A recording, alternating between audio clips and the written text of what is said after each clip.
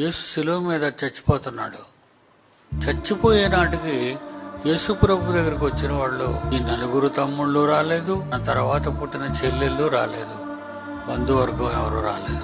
ఈ సందర్భం నేను ఎందుకు చెప్తున్నాను అంటే, క్రైస్తవులలో దేవుని కొరకు శ్రమలు అనుభవిస్తున్న వారి కుటుంబాల దగ్గరకు ఎవ్వరూ రారు.